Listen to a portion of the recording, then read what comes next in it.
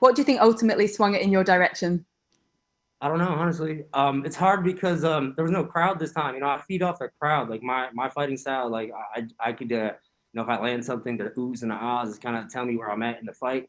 This time there was no oohs and ahs. So it was kind of like just hearing my corner and his corner. So I gotta go back and watch the fight. I got hit a little more than I wanted to.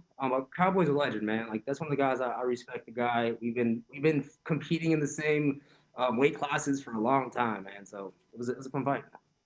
We're talking of oohs and ahs. There was that big kick that you took in the third round that looked like it stung you a little bit. I mean, how tough was it to overcome that one? I gotta go see that one. I think I stepped into it, so it wasn't like the whole kick hit me. But I got a chin. I don't think I've been rocked in the octagon yet, where somebody got me dazed. So hopefully, knock on wood, that doesn't happen.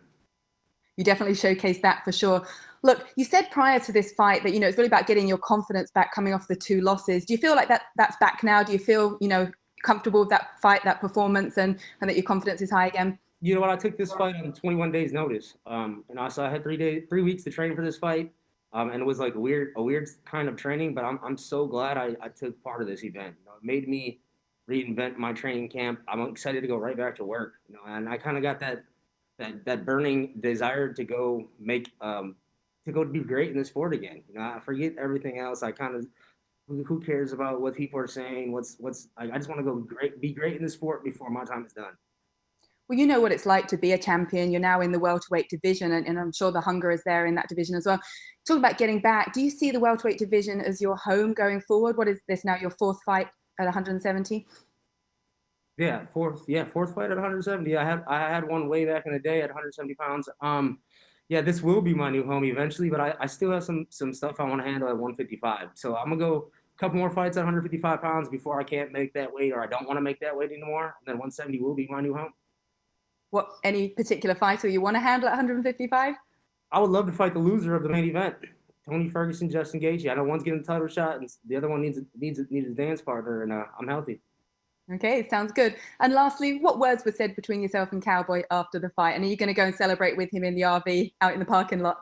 Yeah, you know what? I respect Cowboy, man. Like, we fought twice now. He's been around. He's a legend of the sport.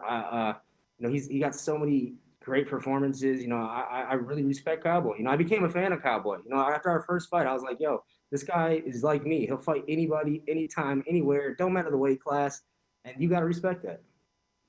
Well, a legend yourself. Thank you for a great performance tonight. Congratulations. Thank you. Next, we have Danny Segaro from USA Today MMA Junkie. Anthony, congrats on the victory.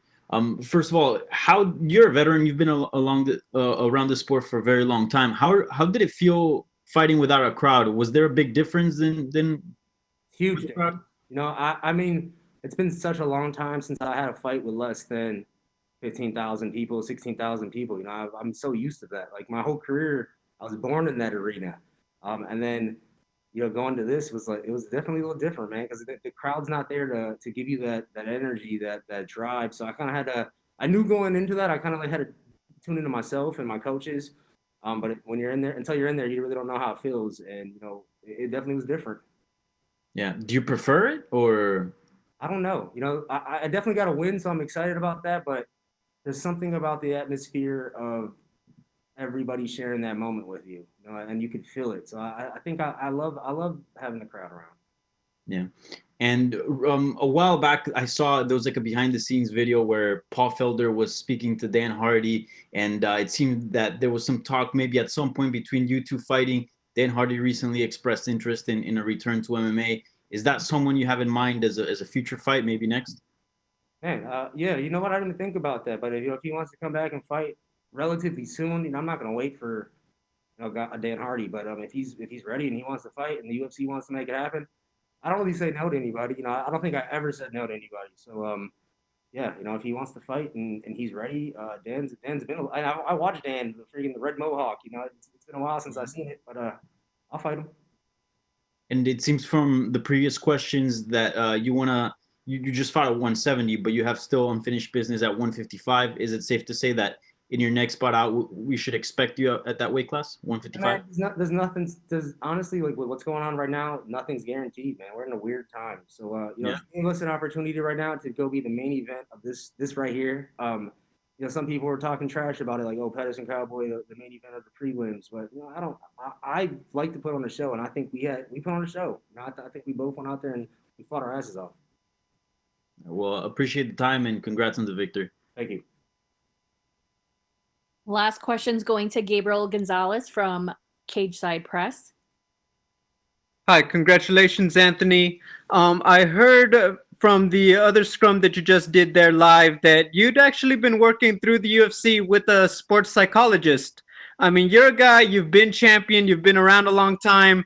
Can you just talk about adding just, I guess, that element to, just part of your craft is working with somebody? And it's huge. You know what? Honestly, my fiance is like the one that got me really into opening up to actually explore that. For some reason, man, I think, growing up where I grew up, I'm Hispanic, Puerto Rican, Mexican. I look down upon that kind of stuff. I'm like, yo, if somebody needs to go get some advice to be mentally strong or weak. And then my fiance kind of like just nudged me to go explore. So I had a meeting, and man, I'll tell you, bro, like it helped so much. Like it cleared so many. It's not that it cleared it. It gave me a path to defend against when I have a negative thought. Somebody tells me something negative, and I hear it all the time. I'm sure that some people are going to talk trash about this fight. If I go in and I read that, whether you like it or not, like a 2-minute tweet, a 10-second tweet that you read changes the vibe of the week, the training session, the month. And I wasn't aware of that. So I was just allowing myself to get pulled in like 28 different directions.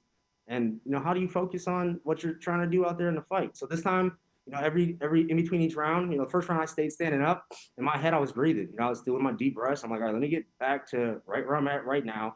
How do I change this moment? And I felt good in there. When you go in there and you're scatterbrained and you don't have like that you're not equipped with that information, it's a scary time, and it's scary in that octagon. It's a scary place. Can I ask, Anthony, because a lot of people, when the scorecards were read in your favor, you did have this just expression. It did look like a bit of surprise. Can you set the record straight? What did go through your mind when they said Anthony Pettis unanimous decision? I had no idea. I'm so used to fighting with a crowd. I think without even knowing, like I know how I did in the fight based on how the crowd responded.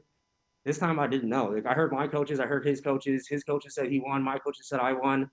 I had no idea. I knew I got taken down twice. He didn't really do nothing with it. But in the past, when people took me down, I usually lost them fights.